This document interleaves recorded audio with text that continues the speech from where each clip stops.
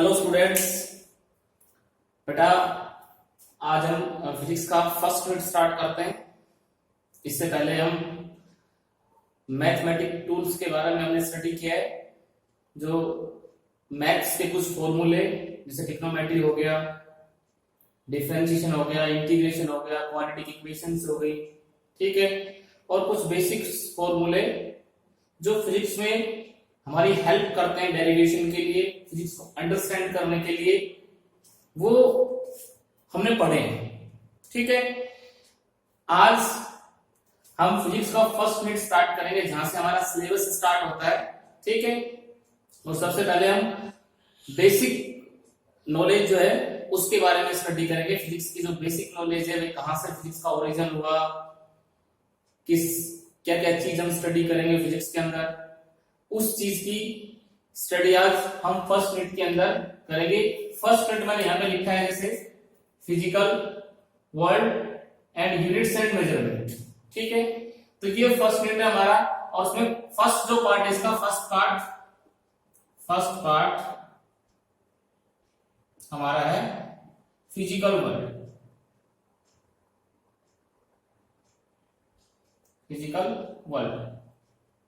ठीक है बेटा, तो फिजिकल वर्ल्ड के अंदर हम फिजिक्स के बारे में जानने की कोशिश करेंगे कि कैसे फिजिक्स का ओरिजिन हुआ और फिजिक्स के अंदर हमें क्या क्या चीज स्टडी करने को मिलेगी, कितना इंटरेस्टिंग है फिजिक्स। ठीक है, तो वो सब चीजें हम इसके अंदर स्टडी करेंगे। तो आज हम स्टार्ट करते हैं हमारा फर्स्ट लेक्चर जो कि हमारे सिलेबस से रिलेटेड होगा। तो यहां पे हम देखेंगे, सबसे पहले हम साइंस के बारे में स्टडी करते हैं, कुछ बेसिक्स पढ़ते हैं। तो सबसे पहला वर्ड आता है साइंस।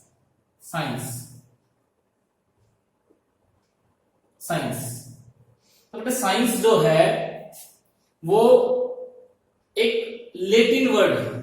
कैसा वर्ड है? लैटिन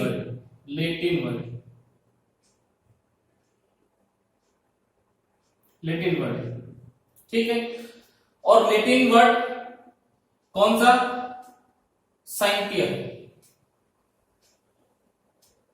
इसका जो ओरिजिन हुआ है, origin from Latin word scientia. और साइंटिया का मतलब जो होता है लैटिन के अंदर वो होता है टू नो, चीजों के बारे में जानना। क्या मतलब होता है? कि चीजों के बारे में जानना। ठीक है, तो साइंस जो है एक लैटिन वर्ड है, क्योंकि जितना भी फिजिक्स का डेवलपमेंट हुआ है वो यूरोप की साइड में ज्यादा हुआ है। स्टार्टिंग में यूरोप की साइड फिजिक्स का डेवलपमेंट हुआ है, उन लोगों का कंट्रीब्यूशन बहुत ज्यादा था, इंपैक्ट बहुत ज्यादा था। ठीक है, तो यहां पे हम देखते हैं कि साइंस का जो ओरिजिन है वो एक लैटिन वर्ड साइंटिया से हुआ है, और उसी का सुधरा हुआ रूप, ठीक है, वो क्या है? साइंस। अब साइंस में हम क्या करते हैं? टू नो का मतलब होता है जानना, चीजों के बारे में जानना। ठीक है, दिनों रात कैसे बनते हैं, अर्थ खुद की एक्सिस पे किसके चारों ओर घूम रही है, कैसे घूम रही है। ठीक है, रेनबो कैसे बनता है। ठीक है, मेरी वॉइस आप तक कैसे पहुंच रही है, आप कैसे वीडियो लेक्चर देख पा रहे हैं, कैसे मोबाइल का यूज कर पा रहे हैं। ठीक है, तो इन सभी चीजों के बारे में हम जानते हैं हम साइंस के अंदर। ठीक है, और यही साइंस कहलाता है।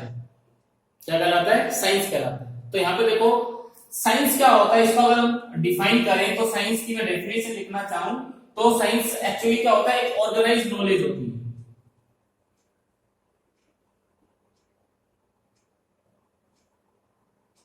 नॉलेज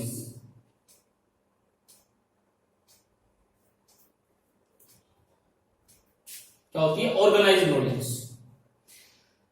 ऑर्गेनाइज्ड नॉलेज का मतलब ये होता है कि वो नॉलेज जो हम experiment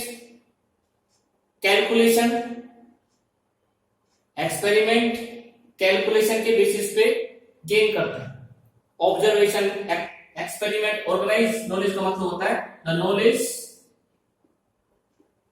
we which gain on the basis of, किसके बेसिस पे, बेसिस ऑफ ऑब्जर्वेशन,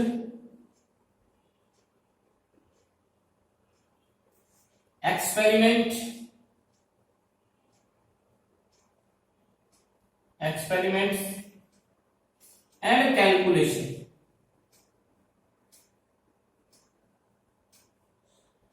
ठीक है, वही नॉलेज क्या कहलाती है, साइंस कहलाती है। जो ज्ञान हम ऑब्जर्वेशन, एक्सपेरिमेंट और कैलकुलेशन के बेसिस पे गेन करते हैं, उसी को क्या बोलते हैं, साइंस बोलते हैं। और साइंस में हम देखो पहले किसी चीज को ऑब्जर्व करते हैं। हम बात करें कि न्यूटन की बात करें, न्यूटन ने क्या हुआ, एक एप्पल को पेड़ से नीचे गिरते हुए देखा, सभी ने पढ़ा है।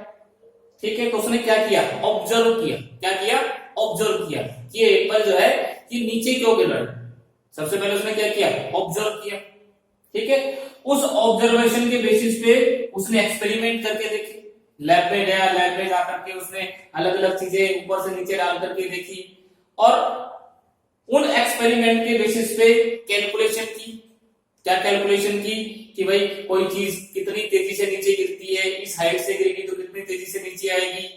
ठीक है, तो ये जो पूरा नॉलेज, दिस इज साइंस। ये जो ऑर्गेनाइज नॉलेज है, ये जो ऑर्गेनाइज, इसी के बेसिस पे जो नॉलेज हमें मिलती है, इन तीनों के बेसिस पे जो नॉलेज हमें मिलती है, दैट इज ऑर्गेनाइज नॉलेज। और ये ऑर्गेनाइज नॉलेज क्या होती है, साइंस।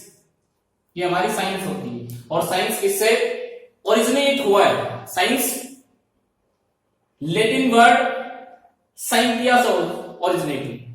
ठीक है, तो ये तो साइंस की हिस्ट्री हो गई। क्या हो गई, हिस्ट्री। अब थोड़ा सा और इसको डिटेल में पढ़ते हैं। भाई साइंस बहुत बड़ा इसका डोमेन है, बहुत बड़ा इसका फील्ड है, तो हमने इसको अलग अलग पार्ट्स में डिवाइड कर लिया।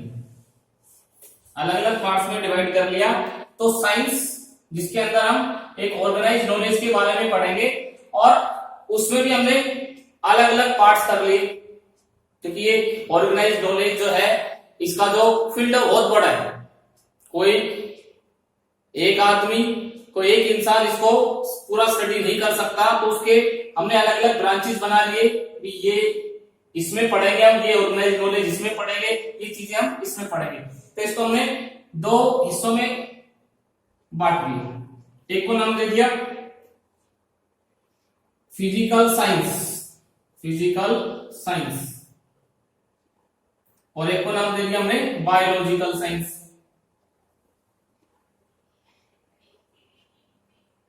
ठीक है, एक को नाम दे दिया फिजिकल साइंस और एक को नाम दे दिया हमने बायोलॉजिकल साइंस। फिजिकल साइंस का मतलब क्या हुआ, नाम से पता चल रहा है, study about non living things, ऐसी चीजें जो लिविंग नहीं है, ऐसी चीजें जो लिविंग नहीं है, उसको हम पढ़ेंगे फिजिकल साइंस में। जैसे हमारा फिजिक्स हो गया, ठीक है, केमिस्ट्री हो गया, ठीक है, जियोग्राफी हो गया,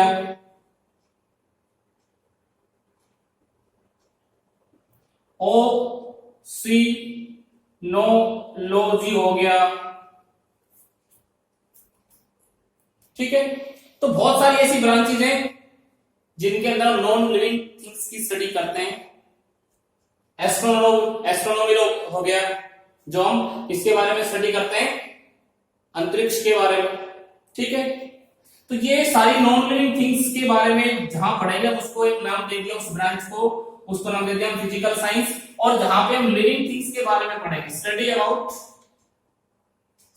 अबाउट द लिविंग थिंग्स, जो जीवित वस्तुएं हैं उसके बारे में जो स्टडी करेंगे वो बायोलॉजिकल साइंस हो जाएगी। जैसे कि बॉटनी हो गया, जूलॉजी हो गया, ठीक है। ये और भी बहुत सारी ब्रांचेज आती हैं, फोरेंसिक साइंस हो गया, एंथ्रोपोलॉजी हो गया। तो ये बहुत सारी ब्रांच किसके अंदर आती हैं, जो भी लिविंग थिंग्स होंगी वो बायोलॉजिकल साइंस में जाएंगी, जो नॉन लिविंग थिंग्स होंगी वो फिजिकल साइंस में जाएंगी, ठीक है। अब हमें किसके बारे में स्टडी करनी है, हमें तो हमारा सब्जेक्ट थी फिजिक्स, क्या चाहिए, फिजिक्स। तो फिजिक्स के बारे में हम जानते हैं कि कहां से फिजिक्स की शुरुआत हुई, किसने इसको नाम दिया फिजिक्स, ठीक है। और कब फिजिक्स हमने पढ़ना स्टार्ट किया, कब ये ब्रांच स्टार्ट हुई, तो इसके बारे में हम स्टडी करते हैं। क्या क्या चीजें इसके अंदर पढ़ेंगे हम, तो देखो हम फिजिक्स हमारा सब्जेक्ट यहां से स्टार्ट करते हैं, फिजिक्स। और बहुत ही इंटरेस्टिंग चीजें हम इसके अंदर स्टडी करेंगे। तो मैं यहां पे लिखता हूं फिजिक्स, फिजिक्स, ठीक है। अब फिजिक्स होती क्या चीज है, सबसे पहले तो फिजिक्स होता है स्टडी अबाउट द नेचर, में हमारे आसपास की जो चीजें उनके बारे में स्टडी करना, हमारे आसपास नेचर है उसके बारे में स्टडी करना, दैट इज फिजिक्स। क्योंकि फिजिक्स ग्रीक लेटर से है, comes from Greek letter, physis, Greek में एक लेटर होता है फ्यूसिस, और फ्यूसिस का मतलब होता है नेचर, यानी कि प्रकृति।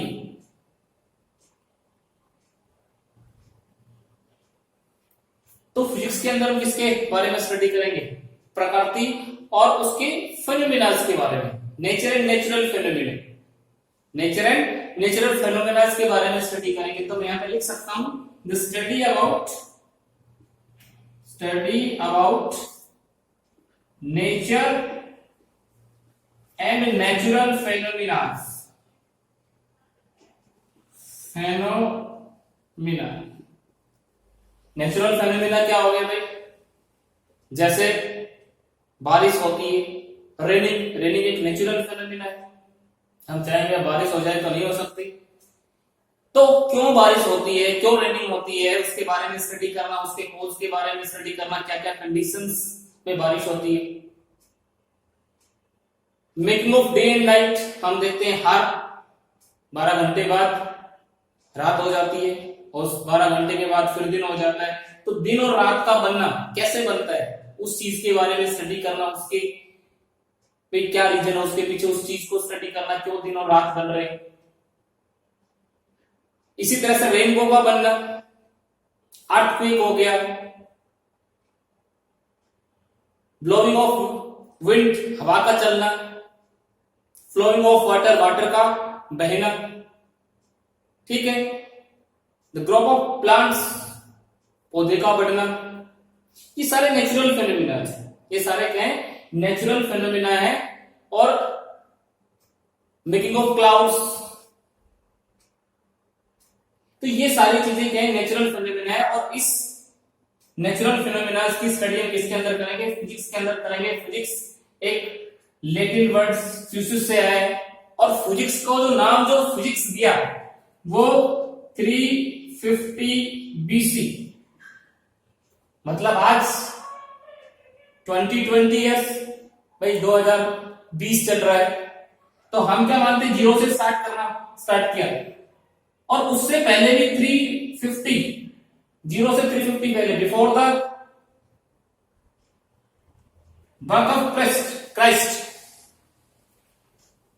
उस टाइम एरिस्टोट, ये एक फिलोसफर होते थे उस टाइम, पहले साइंटिस्ट नहीं होते थे, पहले क्या होते थे, फिलोसफर। और फिलोसफर क्या होते थे, फिलोसफर वो लोग होते थे जो चीजों को ऑब्जर्व करते थे, उनके बारे में सोचते थे, और सोच करके उनको लिखते थे, और उनका लिखा हुआ उनसे उनके स्टूडेंट्स पढ़ते थे, उनसे अगली पीढ़ी उनको पढ़ती थी, ठीक है। तो उनको हम फिलोसफर बोलते हैं, क्या बोलते हैं, फिलोसफर। तो कौन थे, एरिस्टोट। और कब? Before the birth of Christ, 350 years before the birth of Christ. ये इन्होंने उसको नाम दिया फिजिक्स। और जाहिर सी बात है किधर से थे? ग्रीक से, यूरोप से थे। तो दिस इज फिजिक्स। अब फिजिक्स का फील्ड भी बहुत बड़ा है। अब उसके बारे में देखते हैं कि क्या क्या चीजें हम इसके अंदर स्टडी करेंगे और क्या क्या इसकी ब्रांचेस हमने डिवाइड कर रखी हैं। तो फिजिक्स क्या हो गया? Study about nature and natural phenomena. हम यहां लिख सकते हैं study about nature and natural phenomena. Study about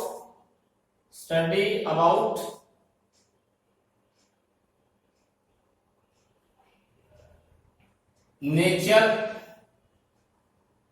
and natural phenomena. और नेचुरल फेनोमेना सभी को पता है, making of day and night, revolving of earth around the sun, revolving of moon around the earth, ठीक है, making of rainbow, raining, earth के बहुत सारे ऐसे जो नेचुरल फेनोमेना हैं इनको हम यहाँ एग्जाम्पल के तौर पे लिख सकते हैं, ठीक है। अब फिजिक्स को भी हमने डिवाइड कर दिया अलग अलग पार्ट्स में, क्योंकि फिजिक्स का फील्ड भी बहुत बड़ा है। तो एक को नाम दे दिया हमने classical physics,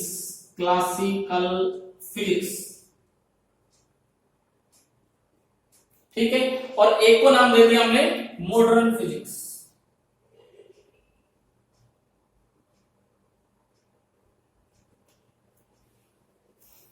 classical physics and modern physics. अब यहां पे हम बात करें क्लासिकल फिजिक्स कौन सी होती है, तो क्लासिकल का मतलब होता है पुराना, और मॉडर्न का मतलब होता है नया, लेटेस्ट। तो हमने क्या कहा कि हमने 19th सेंचुरी से पहले जो फिजिक्स पढ़ लिया उसको हमने क्लासिकल फिजिक्स नाम दे दिया। The study of physics before 19th century, 1900 से पहले जो हमने फिजिक्स पढ़ ली उसको हमने नाम दे दिया क्लासिकल फिजिक्स।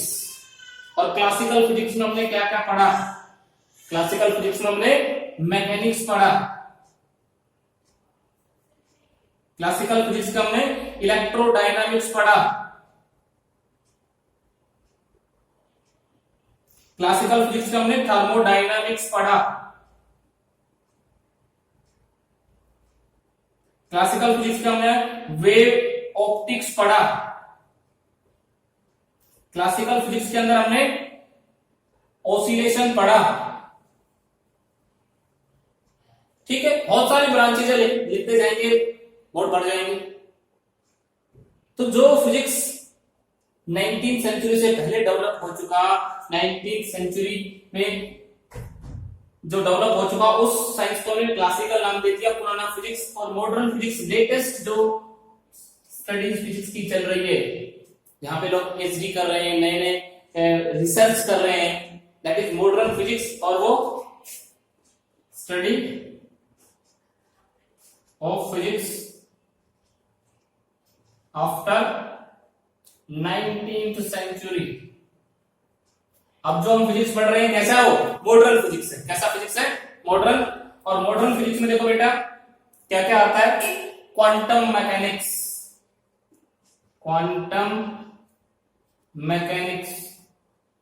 क्वांटम मैकेनिक्स का मतलब होता है कि एटम्स, इलेक्ट्रॉन, न्यूट्रॉन, प्रोटॉन और उनसे भी छोटे पार्टिकल्स के बारे में स्टडी करना, ठीक है, that is quantum mechanics. Microscopic level के ऊपर स्टडी करना, बिल्कुल बहुत छोटी छोटी चीजों की स्टडी करना, थ्योरी ऑफ रिलेटिविटी,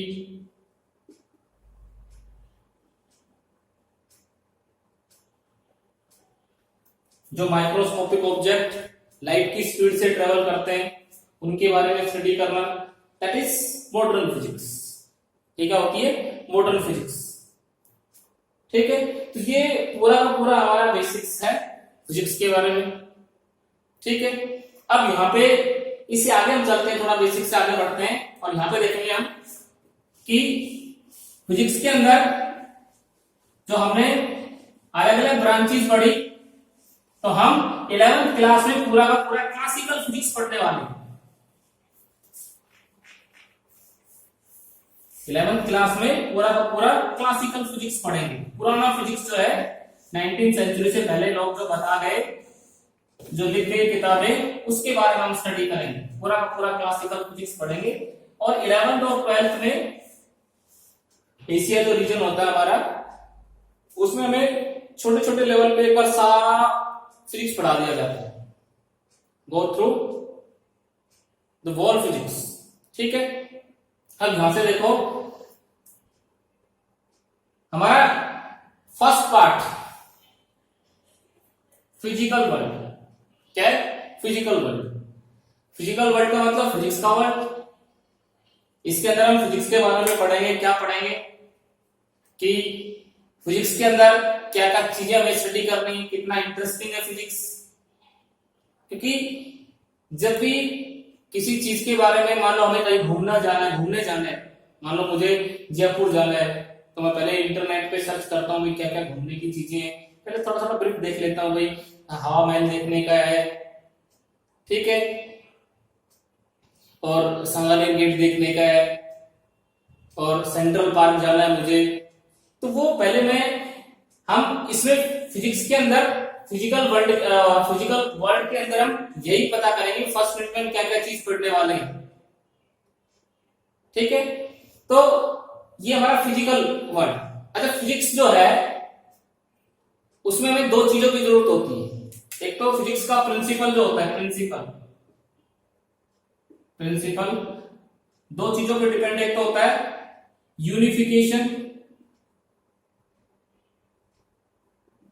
और एक होता है रिडक्शन।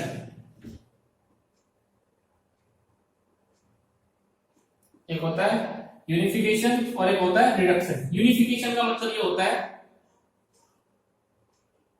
कि बहुत सारी चीजों को एक ही लॉ से एक्सप्लेन करना, बहुत सारी चीजों को यूनिफाई करना। मतलब हमने कुछ लॉ बनाया, उस लॉ से हम बहुत सारी चीजों को एक्सप्लेन कर दें। जैसे कि falling of Apple,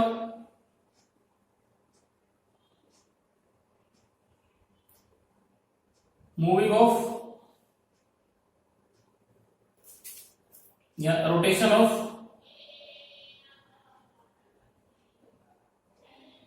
moon around earth. ठीक है, भाई rotation of moon around the earth. ठीक है,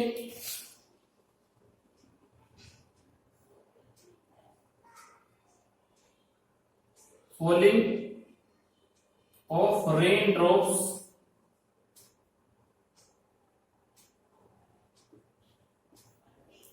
ठीक है, rotation of earth around sun, making of day and night. बहुत सारी चीजें हैं। तो हम किससे एक्सप्लेन कर सकते हैं? लॉ ऑफ ग्रेविटेशन से कर सकते हैं कि नहीं कर सकते? Law of gravitation,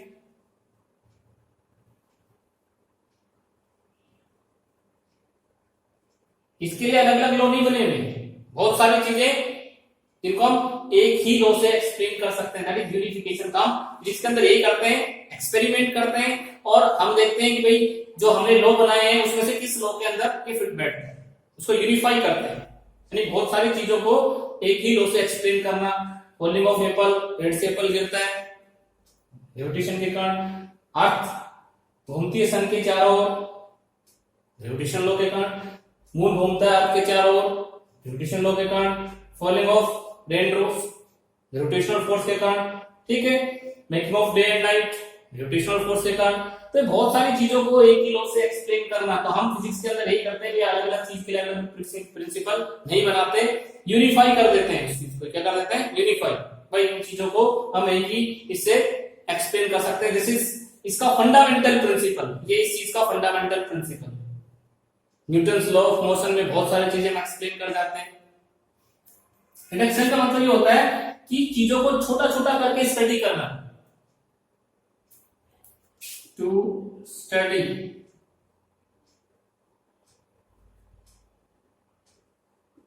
eight microscopic level, मतलब चीजों को छोटा छोटा करके स्टडी करना। जैसे मान लो हमने कहा भाई यहाँ पे एक हमारे पास बॉक्स है, वुडन बॉक्स, यहां से एक बुलेट आई, बुलेट आकर के इसके अंदर धंस गई, यहाँ पे एक पेंडुलम लटका हुआ था, ये इसने इसको टक्कर मारी, पेंडुलम कितनी हाइट तक ऊपर जाएगा। ठीक है, तो इसमें हम क्या करते हैं कि इनको छोटा छोटा करके पढ़ते हैं। भाई इस बुलेट के पास मोमेंटम होगा, ये इसको टक्कर मारेगी, मोमेंटम इसको ट्रांसफर करेगी, कोलिजन होगा, कोलिजन से कुछ एनर्जी, कैसा इलास्टिक है, इलास्टिक है, फिर इसको टक्कर मारेगी, इसके पास काइनेटिक एनर्जी आएगी, काइनेटिक एनर्जी से ऊपर जाएगा। ठीक है, काइनेटिक एनर्जी पोटेंशियल एनर्जी में कन्वर्ट होगी। इस तरह से हम इसको छोटे छोटे हिस्सों में रिड्यूस करके पढ़ते हैं, तो रिडक्शन। तो यहाँ पे हम दो ही चीजें लेकर चलते हैं, कोई भी जो साइंटिस्ट होता है वो दो ही चीजों पे ध्यान रखता है, एक तो यूनिफिकेशन और एक रिडक्शन। ठीक है, तो हम भी फिजिक्स के अंदर यही पढ़ेंगे, यूनिफिकेशन एंड रिडक्शन, ये फंडामेंटल प्रिंसिपल है इसका। ठीक है, अब हम चलते हैं four fundamental forces of nature, four fundamental forces of nature. तो यहाँ पे four fundamental forces of nature, four fundamental forces of nature. Nature की वो चार कौन कौन सी फंडामेंटल फोर्सेज है जिसपे हमारा पूरा फिजिक्स, पूरा साइंस डिपेंडेंट है। Physics is the king of science. Physics जो होता है, physics is the king of science. Why? Mathematics queen of science. जबकि मैथमेटिक्स जो होता है वो क्वीन होती है। ठीक है, तो हम जो साइंस का जो किंग है उसको स्टडी करने जा रहे हैं, बहुत इंटरेस्टिंग है। तो सबसे पहले four fundamental forces of nature के बारे में हम स्टडी करेंगे बेटा, और वो हम नेक्स्ट वीडियो लेक्चर में स्टडी करेंगे। आई होप जो बेसिक्स मैंने बताया है आपको अच्छे से समझ में आया होगा, और इस वीडियो के अंदर हमने सिर्फ बेसिक्स के बारे में पढ़ा है। अब यहाँ हम सबसे पहले स्टार्ट करने जाएंगे four fundamental forces of nature, और वो हम नेक्स्ट लेक्चर में करेंगे। Thank you.